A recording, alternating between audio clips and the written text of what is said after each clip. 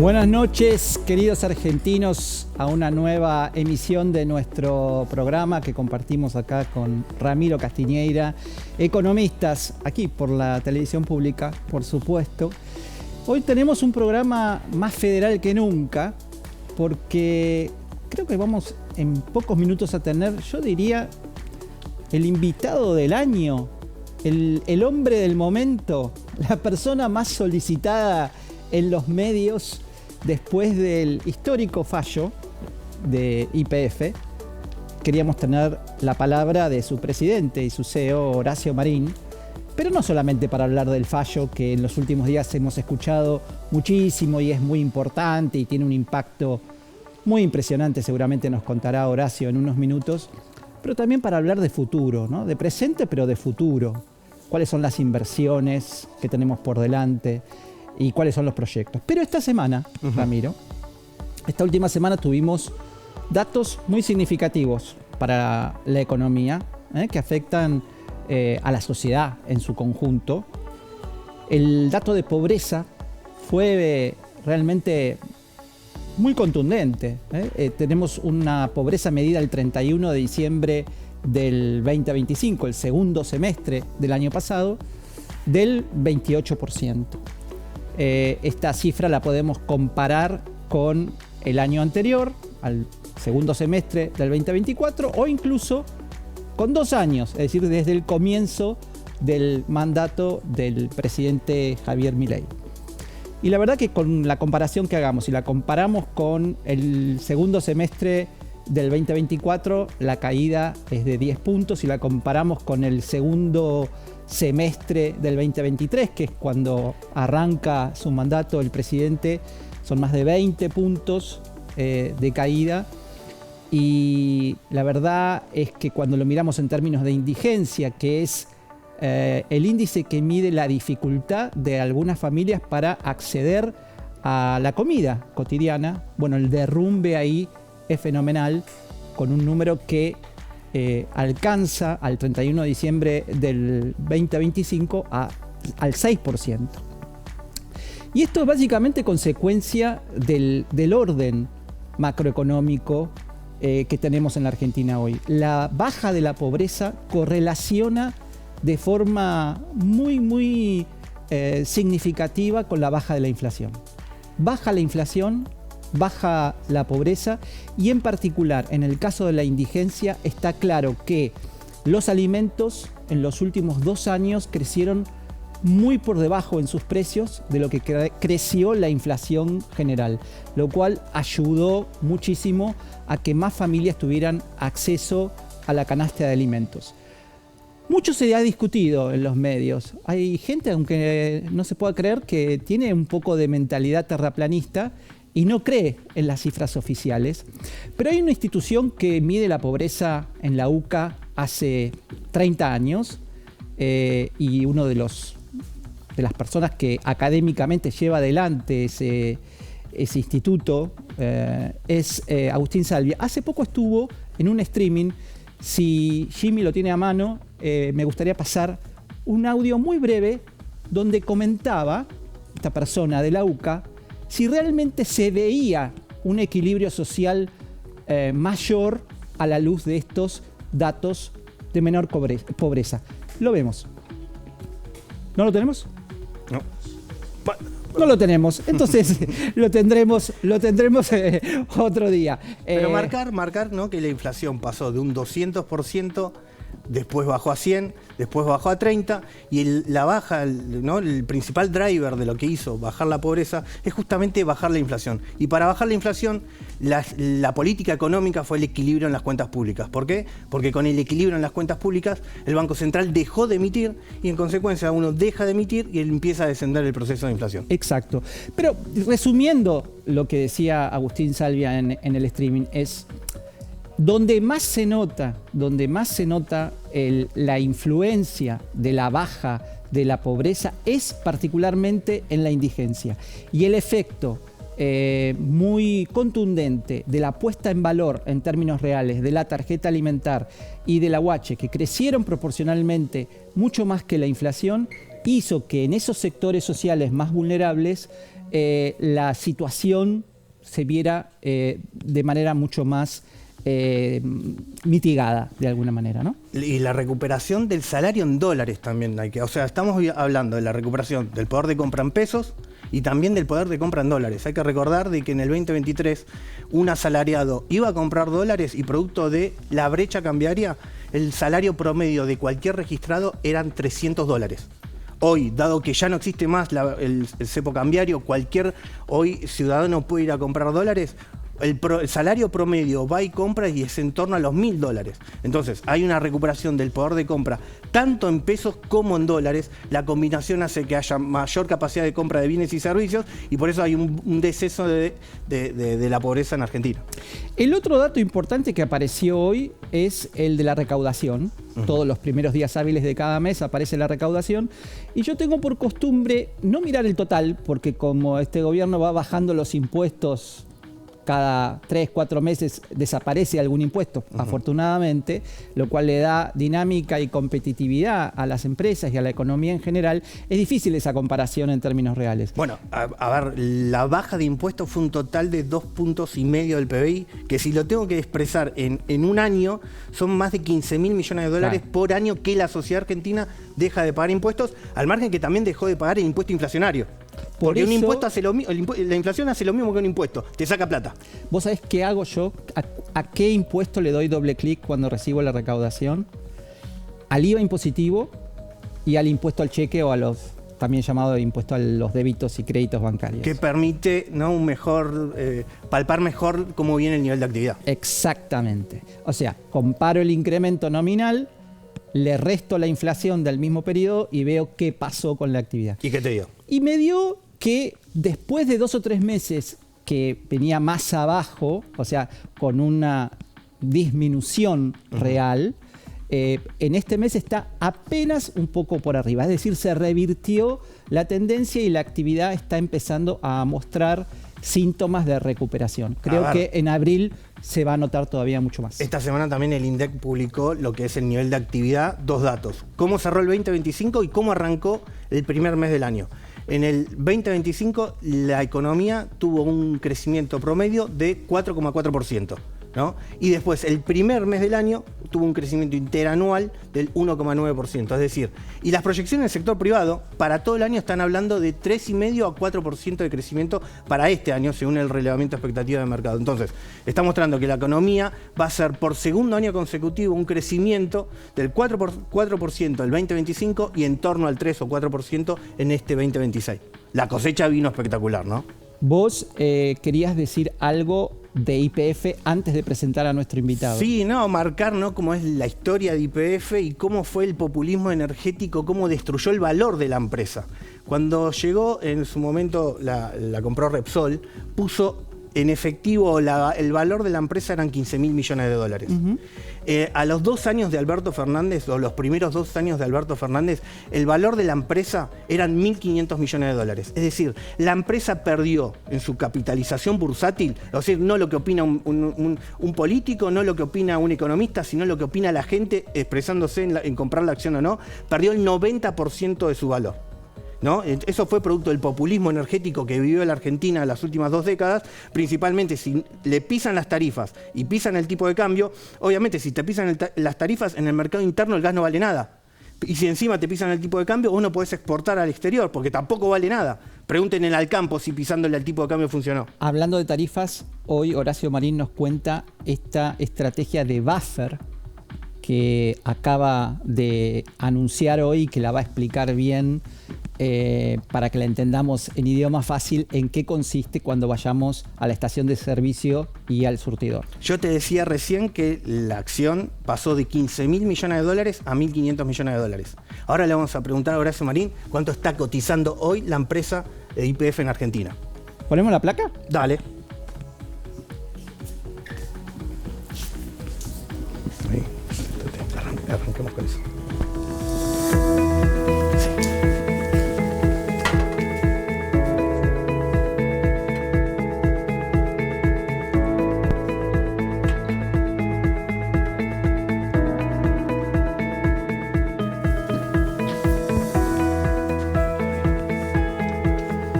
los miro a ustedes, ¿no? Sí, sí. Bienvenido, Horacio Marín, a Economistas, a la TV Pública. Gracias por estar con nosotros. No, muchísimas gracias por invitarme, muy amables. Horacio, en los últimos 2 años, seguramente tuviste que presentarte ante inversores, bancos o en la bolsa o en algún lado tratando de buscar financiación. Sí, por supuesto, a los 20 días de entrada a IPF. Me imagino. ¿Y en cuántas oportunidades salía en esos encuentros, en esas reuniones, el tema, bueno, pero ¿y esta contingencia y este juicio? Salía. Para mí lo más importante que había es que, como ustedes saben, pues son economistas, que cuando un banco o institución financiera te presta, cuando va a aprobar, tiene una matriz de riesgo. Así es. Y la matriz de riesgo ve problemas jurídicos y Buford seguramente estaba en el tema. Entonces yo creo que YPF se estuvo financiando el último tiempo por este juicio. Bueno, internacionalmente empezamos nosotros, hacía 10 años que no tenía financiamiento internacional, seguramente a mayores tasas de las que vamos a ir encontrando ahora. ¿Vas a poder conseguir financiamiento más barato? Yo pienso que va a ser más barato, por supuesto.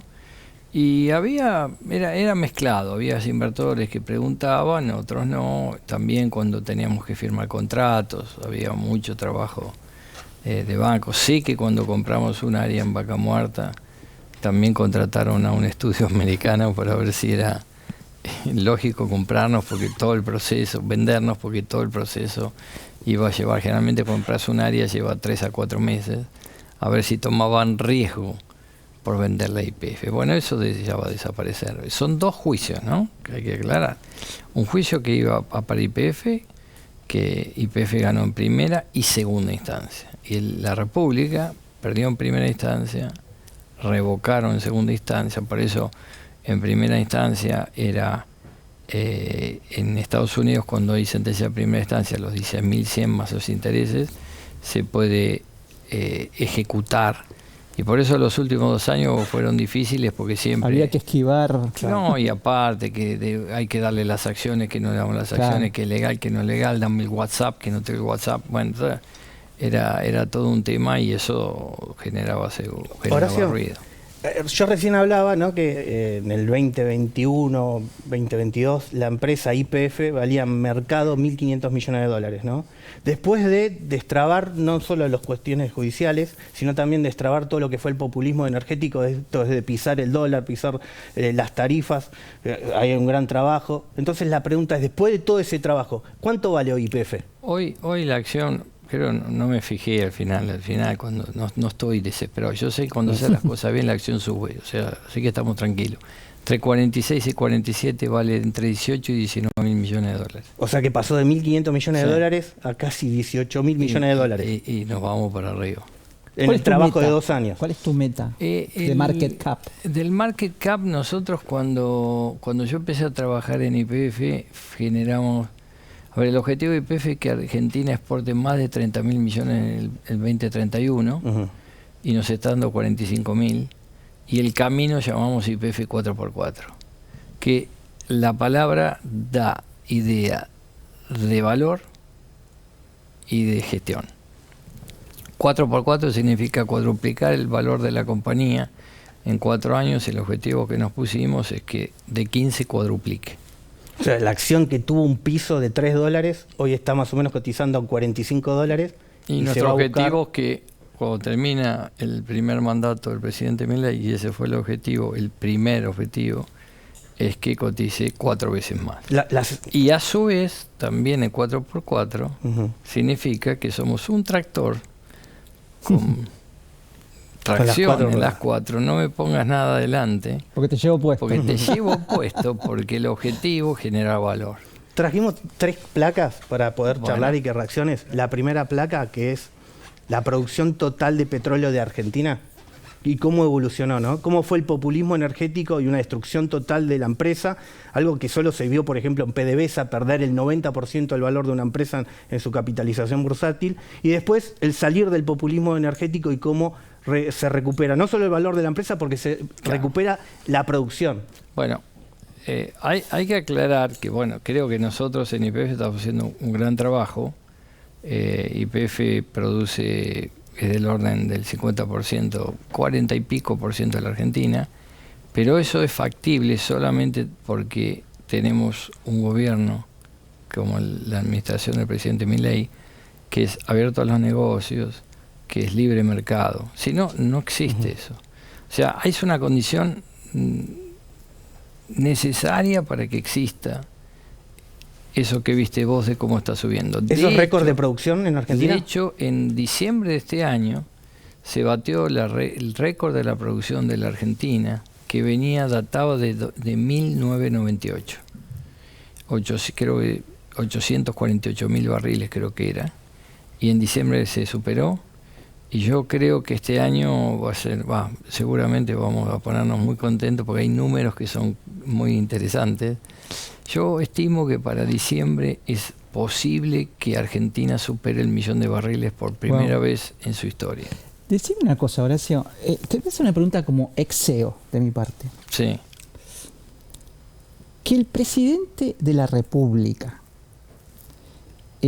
utilice a menudo, digamos, una indumentaria emblema de la empresa de YPF. ¿Cuánto valor agrega marketineramente eso para mí, en el mundo? Para mí infinito. Infinito. A ver, pero no es cualquier vestimenta. Por es eso, la vestimenta del laburante. Del laburante que está en el pozo, está en... Exacto. Y yo creo que tiene, no sé, pero eso lo interpreto yo, habría que preguntárselo a él, ¿no? Pero yo interpreto que también es un apoyo muy fuerte al trabajo que está haciendo YPF, a romper todos los zoológicos, a que la Argentina sea otra, y eso para mí, y otra cosa, enorgullece a todos los que estamos. Pero es un mensaje también para los inversores, por ¿no? supuesto. Del respaldo que le da. ¿Pero qué es YPF? Hoy YPF tiene más de 90% de imagen positiva, o digamos 90%, que es una locura. Es la imagen positiva más alta de su historia. Es la empresa o organización de más imagen positiva de la Argentina. ¿Y qué es YPF? YPF es empresa, trabajo, eficiencia. Es familia, cuando te vas a la ruta. Familia. Y generalmente. Argentinidad al palo. ¿No? Sí, exactamente. Yo llamo Argentinidad. Paremos en la al palo. YPF, para. No, y aparte hemos mejorado muchísimo. Yo digo siempre, lo más importante en la estación de servicio, les cuento una anécdota. Sí. Yo hacía chistes con McDonald's y le mandaba mensajes cuando hacía charlas de YPF, de qué estamos haciendo. Y me vino a conocer. Y me dice, para vos, ¿qué es lo más importante? Una persona que tiene 2.550 McDonald's, o sea, maneja todos los McDonald's de América. Y me dijo, para vos, ¿qué es lo más importante que tiene una estación de servicio? Los baños limpios. Me dijo, quiero ser socio de YPF porque nunca lo escuché en toda mi carrera. Y qué importante. Y es lo importante para McDonald's. Así que hicimos una alianza y van a entrar en las Black y en otras. Estamos segmentando las estaciones de servicio a partir de este año. En mayo se va a abrir la primera Black, que es, ¿qué significa Black? Alto consumo, calidad, premium. Entonces lo que va a haber ahí es, no va a ser la primera con McDonald's, pero va a haber McDonald's.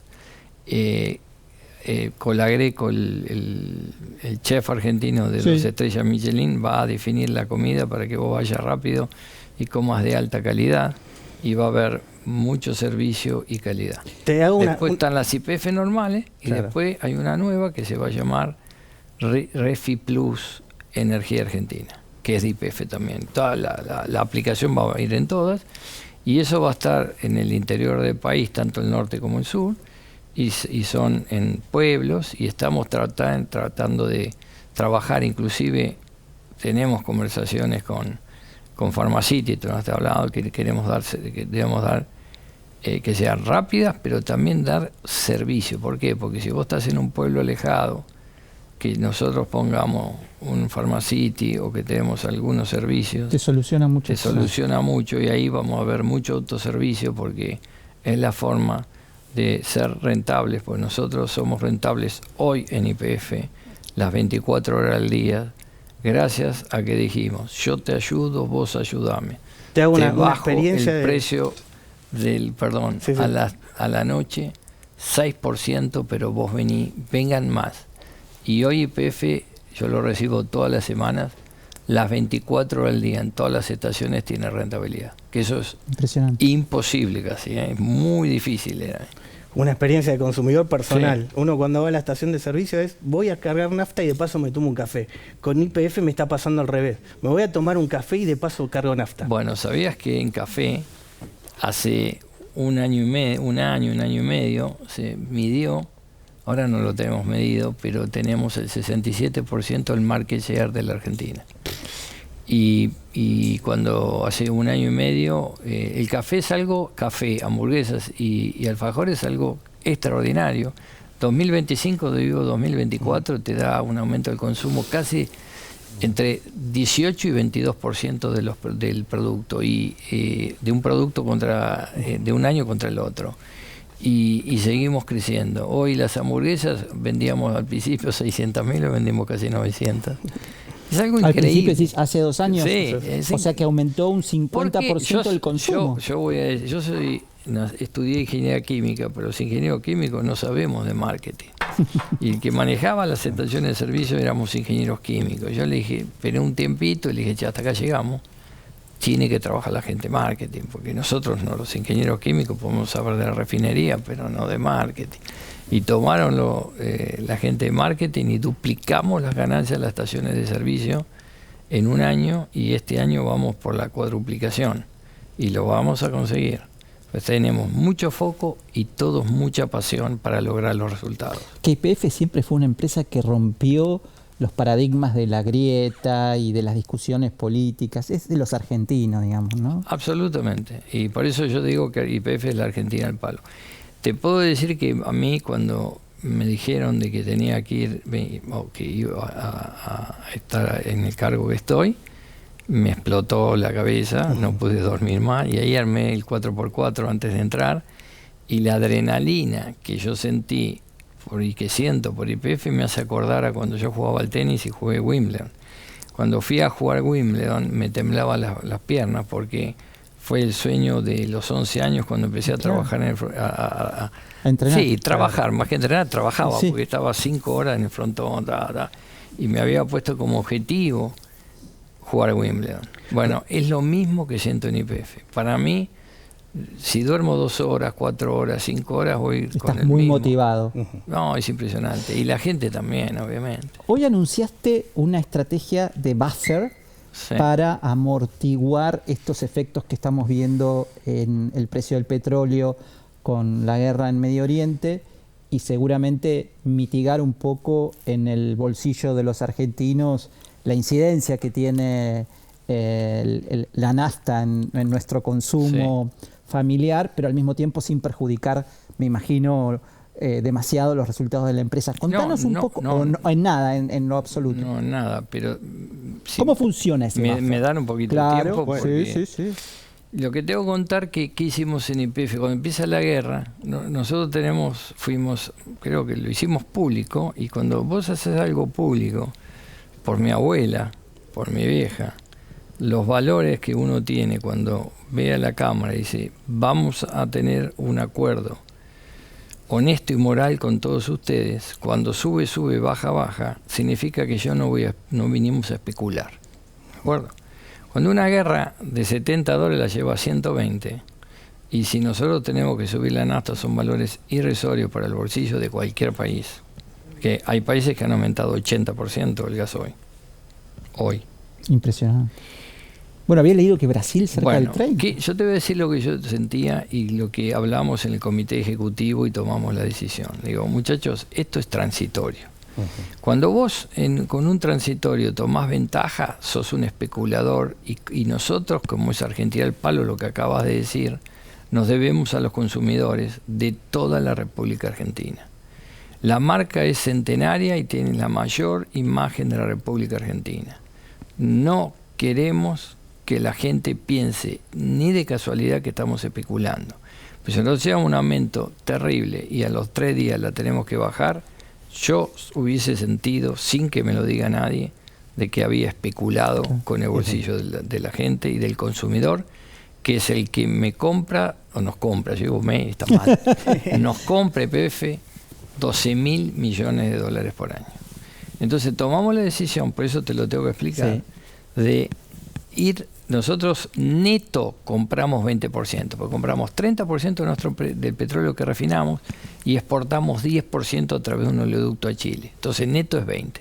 Entonces miramos y dijimos, bueno, como no especulamos, te cuento a los consumidores que solamente voy a ir aumentando el precio de la nafta por el impacto real en los costos de YPF. Me ubico antes de la guerra, mantengo esa rentabilidad por un tiempo prudencial, ¿no?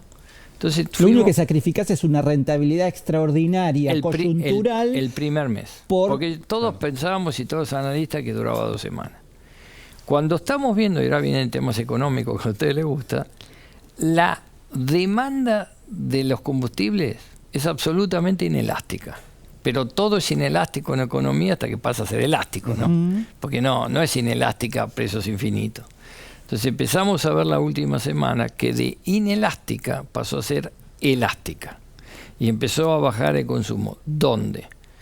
En prácticamente todo el interior del país, menos en la ciudad de Buenos Aires y algunas de las ciudades grandes de la República Argentina. Entonces dijimos, nosotros nos debemos a nuestro acuerdo honesto y moral con los consumidores, tenemos que hacer algo. Entonces dijimos, bueno, ya hay un transitorio de 30 días, tenemos que darle previsibilidad a la gente, porque yo veía los nervios de la gente y se ve en el consumo. Al verse en el consumo dijimos, bueno, vamos a hacer un buffer. ¿Qué es un buffer? Un amortiguador. En química, en fase aplicable y en economía también se le dice un colchón, buffer, ¿no? Un amortiguador. Entonces decimos lo siguiente, escúchame, yo por 45 días, y espero que termine antes de la guerra para que vaya al permanente, yo te voy a ayudar. ¿Cómo te voy a ayudar? Yo te voy a estabilizar los precios de los combustibles durante estos 45 días. Y no importa el precio, pero yo voy a hacer una cuenta corriente y te lo amortiguo. Ahora, yo te ayudo, igual que cuando hicimos los precios nocturnos, pero vos también me tenés que ayudar. ¿Cuándo? Yo no quiero aumentarte mucho para bajar mucho, te mantengo en este nivel. Y después, cuando los precios estabilice la guerra y baje el precio, vos me tenés que ayudar, porque YPF no es una empresa que da subsidio. Vos me tenés que ayudar, ¿para qué? Para que yo vuelva a tener lo que te di. Entonces no tiene un subsidio a los operadores, no tiene ningún, a los consumidores, pero esto es muy importante para que no haya confusión. No hay ningún efecto en los productores, no se toca el precio del petróleo, es libre mercado. El libre mercado se mira todas las cosas correctamente y se pueden hacer cosas correctas en momentos de inestabilidad. Entonces, ¿qué pasa?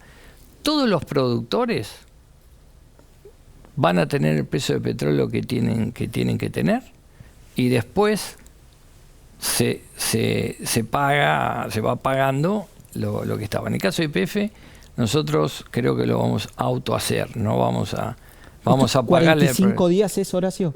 Hasta 45 días. Es muy importante el timing, porque está arrancando la cosecha de la gruesa.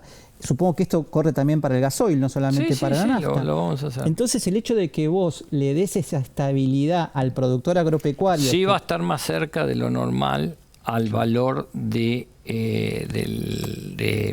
surtidor, al agropecuario, pero va a tener.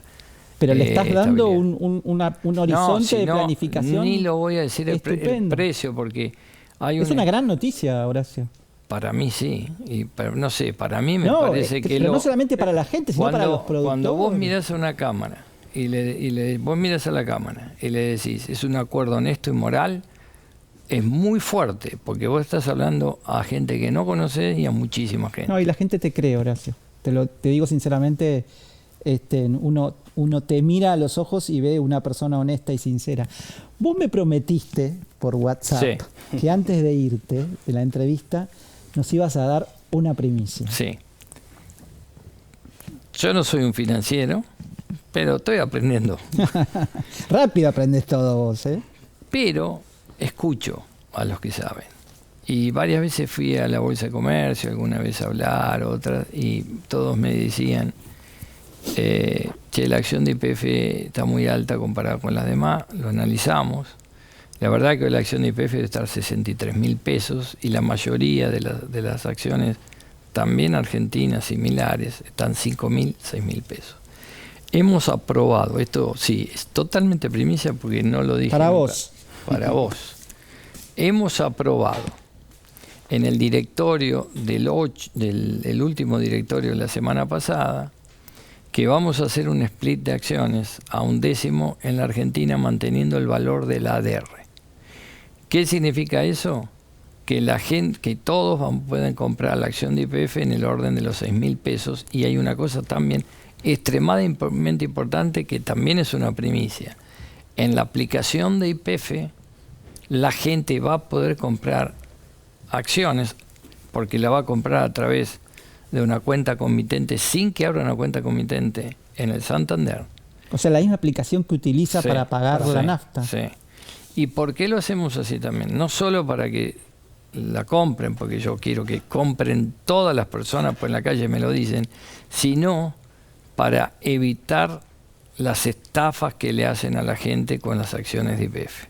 Entonces, con una buena comunicación, comprá únicamente con la aplicación de YPF, que es gratuita, ponés dinero en cuenta y con 6.000 pesos, en vez de tomarte un café, te compras una acción.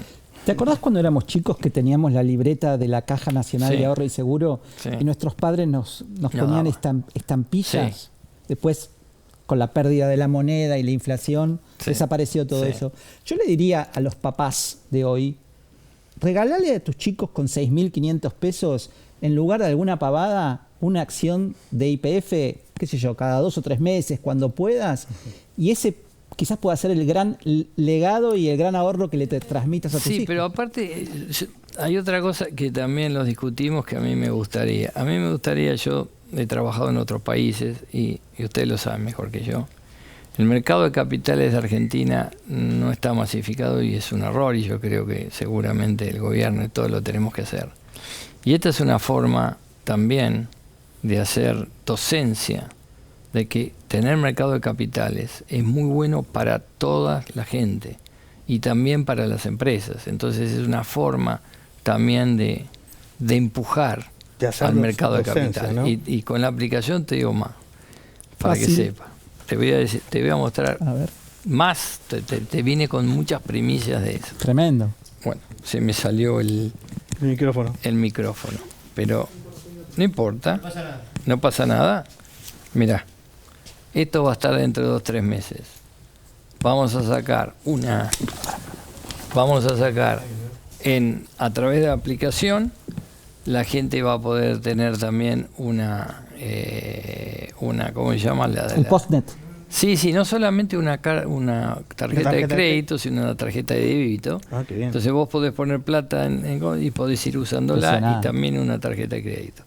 Y hoy, no sé si lo saben, que si quisieras, podés pagar con tus dólares del colchón, tenés que poner una caja de ahorro, podés pagar la nafta de YPF con la aplicación en dólares y pronto también vas a poder pagar con Bitcoin. En cualquier Por momento... eso las encuestas dicen que YPF hoy es la empresa más tecnológica de la República Argentina. En cualquier momento te haces un banco. Pero esto es servicio. Obvio. YPF es la argentinidad al palo. Así es. Y nosotros queremos que cuando vos vayas en la ruta y uses la aplicación y siempre elijas el color azul, no los otros colores. Horacio, muchas gracias por venir a nuestro programa. Disfrutamos mucho la entrevista. Vos no te vayas porque en 1 minuto nada más hacemos un pequeñísimo corte y viene Agustín Echevarne a hablar de macroeconomía.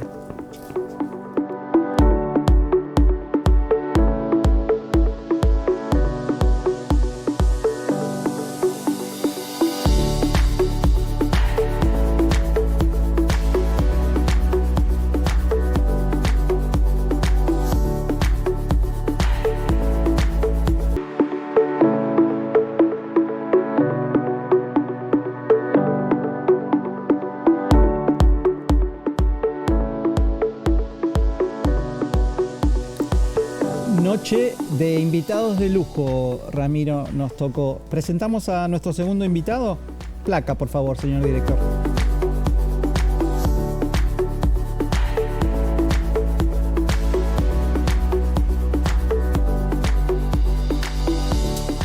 Agustín, bienvenidos a Economistas. Un placer estar aquí, un gustazo enorme, Rama y Antonio, un gustazo. Sos un ferviente defensor de las ideas de la libertad.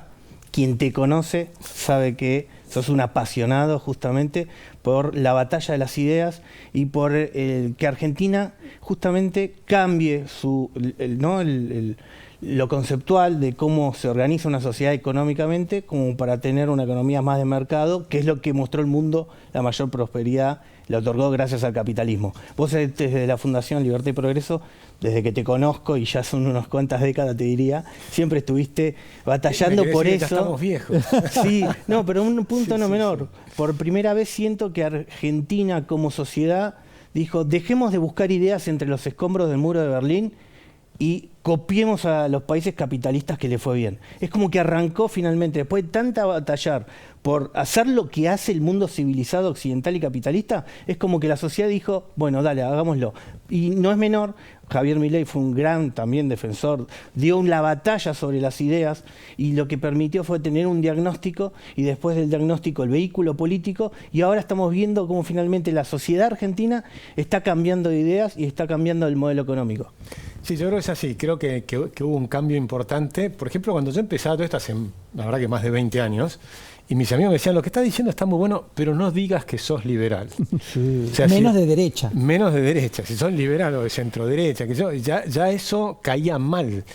Y por suerte, 20 años más tarde, la verdad es que eso cambió en Argentina. Hoy los jóvenes son liberales. Los jóvenes que hace 20 años eran de la Cámpora, hace 15 años eran de la Cámpora y demás, hoy los hermanos menores de ellos son liberales. Sí, y muchas veces me ha pasado encontrarme en las marchas y demás gente que me decía, mira, mi padre fue marxista, después yo soy peronista y mi hijo es liberal. O sea que hubo como un cambio de tendencia que yo creo que sí que es real.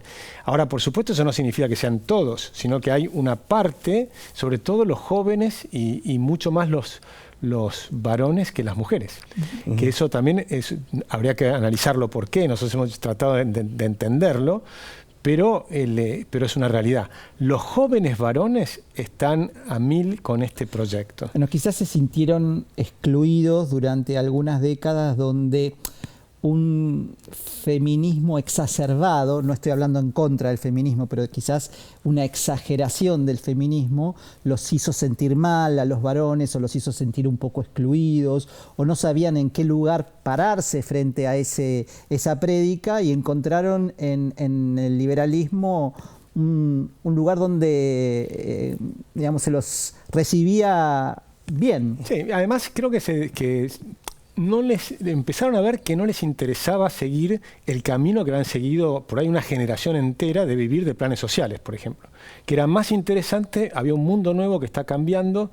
Muchos empezaron con el tema de los youtubers que empezaban con los gamers, ¿no? Lo que empezaban con los juegos, lograban ganar plata con el celular.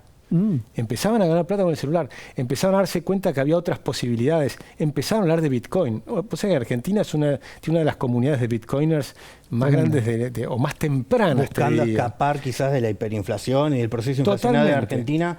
Bueno, finalmente los jóvenes buscaron, antes se buscaba el dólar, estaba prohibido incluso comprar dólares, muchos chicos terminaron comprando Bitcoin para escaparse del proceso inflacionario. Sí, y por supuesto, no estoy hablando de que esto es de toda la Argentina, pero había grupos en distintos lugares que se fueron formando en esas ideas. Y algunos han tenido un éxito fenomenal. Hoy hay algún chico que salió de Malvinas Argentinas, hoy tiene un departamento en Abu Dhabi, y me dice, tenés que venirte a ver esto, es espectacular. Bueno, por supuesto, esos son casos extremos. Pero sí creo que hay un cambio en la forma de pensar de la gente. La gente se cansó de un sistema que no funcionaba, de un sistema que te generaba inflación, un sistema que generaba una enorme cantidad de impuestos. Y lo que a mí más me interesó, por ejemplo, hace poco tuvo la semana en Nueva York, esta semana de Argentina en Nueva York, que lo acompañaron 11 gobernadores al presidente, y el gobernador Jalil dijo, el superávit fiscal está para quedarse, claro. No se discute más. Las veces que hemos discutido que tenemos que tener superávit fiscal, si los gobiernos anteriores hubiesen tenido superávit fiscal, ¿cuánto sería la deuda? 0. Claro. Bueno, y esa, O sea, esa es quizás un poco la dificultad que tiene, por ahí no Jalil, pero una parte de la oposición más kirchnerista, si querés, es encontrar un relato que sea fiel a su pasado, pero que no colisione demasiado con la creencia de una buena parte de la gente de hoy que dice, che, lo de emitir y tener déficit no va. Entonces, ¿cómo unir una cosa con la otra? Pero antes que me contestes esto, ¿lo viste al ministro Caputo hoy o lo escuchaste? No lo llegué a escuchar, no. ¿Querés ver un video Sí, muy cómo no. cortito, por favor? Me dan ganas de cagarlos a patadas en el culo a todos. Tenemos que terminar de comernos el cuento que para ser competitivo hay que devaluar. Yo realmente encuentro patético ya a la gente que dice eso, lo digo con todas las letras, porque la verdad me parece casi que le están tomando el pelo a la gente. No sé si lo hacen porque les pagan o, como dice el presidente, por desconocimiento. Uso otra palabra de él,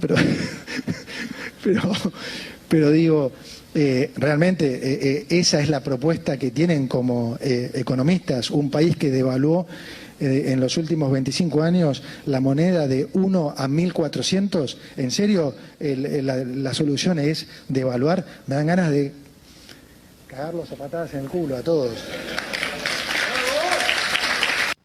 Bueno, más allá de la parte El francés. humorística. ¿Qué pensás? Coincido plenamente. Devaluar es bajar los salarios. Claro. Eso es lo que la gente tiene que entender. ¿Vos te parece que los salarios en Argentina están caros? O sea, si los salarios están caros, entonces devaluemos, tenemos salarios más baratos. Ahora, ¿qué pasa? La devaluación, por supuesto, si vos bajás los salarios, a las empresas les va mejor. Entonces los empresarios están felices. Bajo mis costos y soy competitivo. Pero esa es una competitividad en base a bajar los sueldos, en base a aumentar la pobreza. Y con suerte ¿Qué que te pasó? dure, porque si la inflación hace el catch-up rápido, estás en el punto inicial. Por supuesto, eso indefectiblemente llega ahí. Pero además, si vos mirás esto de 1 a 1.400, ¿qué pasó en el medio? La pobreza fue subiendo. O sea, cuando bajan los salarios, después te sube la pobreza. Entonces ahora pasa lo contrario. Ahora tenés una moneda más fuerte, los salarios en dólares son más fuertes, pero es verdad que todavía tenemos una economía poco competitiva. Entonces tenemos todavía precios altos y tenemos que lograr mucho mayor competitividad en Argentina. Y mayor competitividad significa mayor productividad y también significa menores impuestos en el Estado. El gobierno federal está haciendo un gran esfuerzo para bajar impuestos. Primero bajar el gasto, y cuando después bajar 25% el gasto, recordemos que tenía 6 puntos de déficit fiscal, tuvo que bajar a 0 el déficit fiscal, y después a medida que crece la economía puede ir bajando impuestos. Eliminó el impuesto país, empezó a eliminar algunas de las retenciones, bajó otras, es decir, bajó 14 impuestos, y eso empieza a hacerlo. Ahora la pregunta es, ¿qué están haciendo las provincias? ¿Qué están haciendo los municipios? ¿Están recortando el gasto? ¿Están cortando el despilfarro fenomenal que existe en muchas provincias? Todavía gastan en publicidad en Córdoba, no sé, 45.000 millones de pesos. Es decir, la cantidad de dinero que se desperdicia en las provincias, en los municipios. Si logran reducir eso, te bajan las tasas, te bajan ingresos brutos, eso también es aumentar productividad. Y después viene, ¿qué es lo que tienen que hacer los empresarios? Argentina estuvo durante 80 años en un esquema proteccionista que no funcionaba. Ahora empezás a abrir la economía, y no es que estamos muy abiertos, empezamos a abrir la economía. Y por supuesto empieza a haber tensiones, viene China, bueno, pero los chinos producen casi el 50% de toda la industria del mundo. Por supuesto que vamos a tener que competir con los chinos. Eso de decir, no, pero con los chinos no. ¿Cómo que no? Con todos tenemos que competir. Estados Unidos, Europa, el resto del mundo compite contra China porque Argentina no. Y además, si empezás a ingresar al mercado común europeo, porque vamos a tener el Tratado de Libre Comercio y después con Estados Unidos y demás, ellos tienen en Estados Unidos compras productos chinos por todos lados, con lo cual son economías muy competitivas. Entonces, ¿qué ocurre? Estabas acostumbrado a no competir. Imagínate ahora viene el Mundial de Fútbol. Un equipo que no compitió con nadie. ¿Cómo hace para entrar a competir con los equipos europeos? Tenés que estar en ritmo. Tenés que estar en ritmo. Si no estás sin competencia, no generás productividad, no generás anticuerpos, no generás capacidad de estar de como resiliencia. Fit. Hay como, nosotros a veces nos peleamos entre nosotros, no coincidimos en todo, como te imaginarás. Por suerte. En la cuestión cambiaria, Agustín, viste que ahora hay gente que dice, che, estamos en un momento donde el Banco Central está comprando muchos dólares, viene la cosecha gruesa. mucha gente dice, es un buen momento para soltar las restricciones de las empresas y realmente ver una flotación 100% libre. Y hay otra parte de la academia y la biblioteca que dice, estamos bien así, ¿por qué vamos a tocar en un momento donde todavía la inflación no terminó su curso descendente completo? Esperemos un poco más. ¿Dónde te ubicas en esa...? Bueno, en realidad yo soy un dolarizador. Yo creo que si tenemos... lo que pasa en la dolarización, probablemente necesitamos un tratado monetario con Estados Unidos. Claro. Porque la dolarización, como yo me la imagino, es lo que hizo Europa. Es lo que hizo Francia, Italia, España, Irlanda. Adoptaron el euro. ¿Y el euro qué era? Era una moneda hecha en base al marco alemán. El marco alemán era la moneda fuerte de Europa. Entonces hicieron un banco central que era el Bundesbank, que era el Banco Central Alemán. Sobre eso armaron el Banco Central Europeo. Pusieron directores alemanes y después algún holandés y finalmente algún italiano y demás. Pero la realidad es que esa moneda fuerte fue la que adoptaron los demás. ¿Y qué pasó? Las tasas de interés en España, en Irlanda, en Grecia se desplomaron.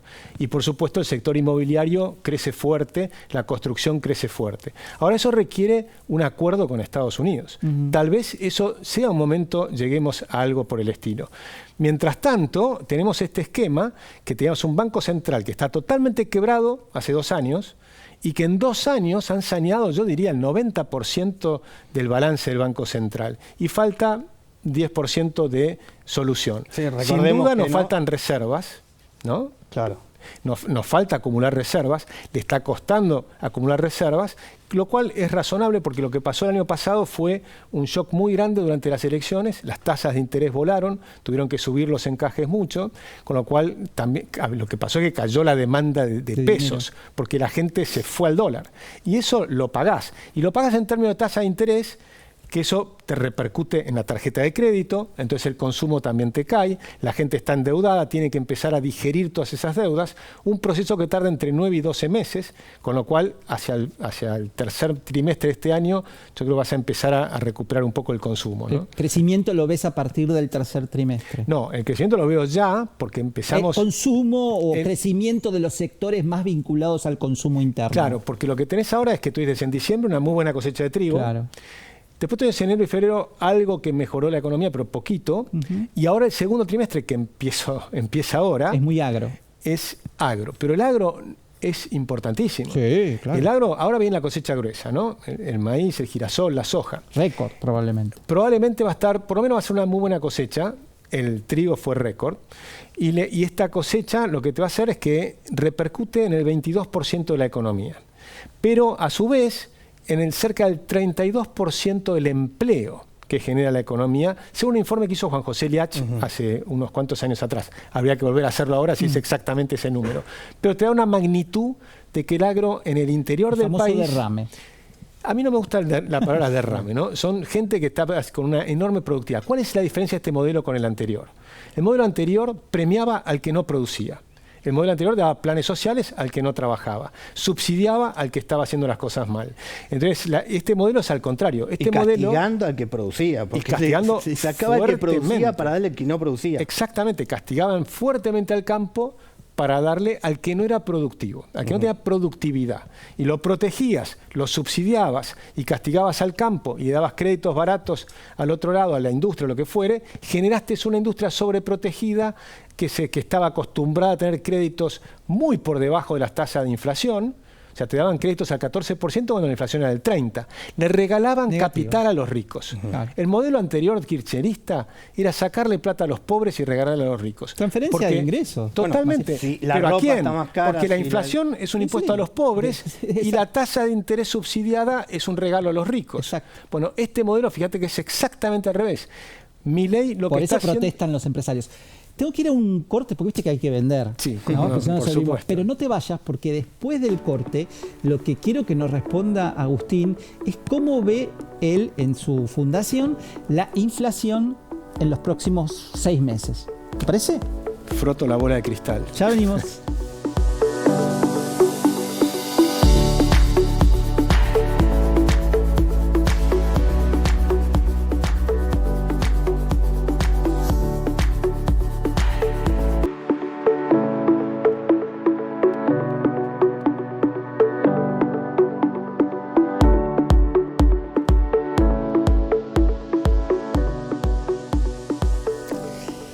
la baja de la inflación es como la bandera más importante que ha podido construir el gobierno de Javier Milei, y realmente los resultados son contundentes, ¿no? De un 200% al año 24 algo así como el 100, en el año 25 sí, un 31, 32.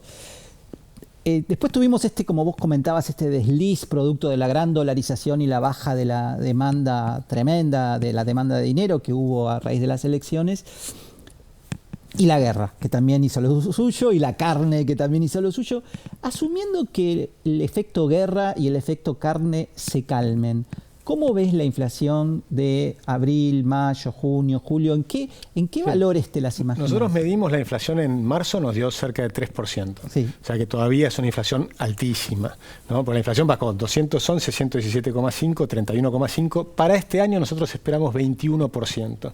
Cuando empezamos el año nosotros teníamos una estimación de 19%. Le agregamos 2 puntos por este cimbronazo. Porque nosotros creemos que lo que va a pasar en la segunda mitad del año es que va a empezar a aflojar todo este tema. Por varios motivos. Porque por un lado creemos que sí, que va a terminar la guerra, que probablemente va a durar 3-4 semanas más, pero luego se termina y eso va a terminar bajando el precio del petróleo mundial y eso va a ser importante. Pero después también porque todo el aumento que hubo sobre los servicios, ya una gran parte de esa recomposición de los servicios ya está. Que por supuesto la están pagando la gente de ingresos medios. O sea, antes que les subsidiaban esos servicios, y hoy tenés que pagar lo que vale, y hay que pagar lo que vale, ese es el dolor que está sufriendo la gente de ingresos medios. Hoy el Banco Central, ¿no?, ya no emite para financiar al Estado, gracias a que tiene equilibrio fiscal, pero empezó a emitir para comprar dólares. En el primer trimestre compró ya 4.400 millones de dólares. Evidentemente ahora viene una cosecha, va a seguir comprando dólares. Entonces la pregunta es, ¿esa emisión monetaria genera inflación o no genera inflación? En realidad lo que estás teniendo es que después se vende al tesoro. Cuando uno mira la base monetaria está realmente flat desde agosto del año pasado. O sea que ahí yo creo que va a seguir viendo hacia agosto que va a empezar a aflojar la inflación. Posiblemente no va a llegar a estar en cero como alguna vez anticipó el presidente, o que empiece en cero. Sí, 0,9 ponele. No, pero yo creo que tal vez no empiece en agosto. Será un poco más adelante. Pero el proceso continúa. El proceso continúa y la inflación va a seguir bajando. Nosotros estimamos este año que va a estar, si no es 19, o sea, dijimos 19, ahora decimos 21, sí, y puede estar por ahí un poco más, un poco menos, pero el año que viene va a estar mucho menor. Y en el 2028 vamos a tener una inflación de un dígito, creo yo. Es decir, que el proceso de desinflación continúa. Ese proceso es muy importante porque, de nuevo, es el impuesto a los pobres. O sea, eso fue un tema que para mí es algo que los argentinos aprendimos. La inflación la pagan sobre todo los más... Nosotros muchas veces los economistas nos podemos hasta beneficiar por la inflación. Pues los empresarios se benefician porque tenían créditos más baratos. Era todo un modelo de negocios. Sí. Agustín, se nos fue el tiempo. La entrevista fue buenísima, te agradezco mucho, te agradecemos mucho tu presencia acá. Esperamos tenerte pronto la próxima vez, y a vos esperamos tenerte pronto el miércoles de la semana que viene, otra vez acá en Economistas. Que tengas unas lindas Pascuas el domingo en familia y nos vemos la semana que viene. Buenas noches.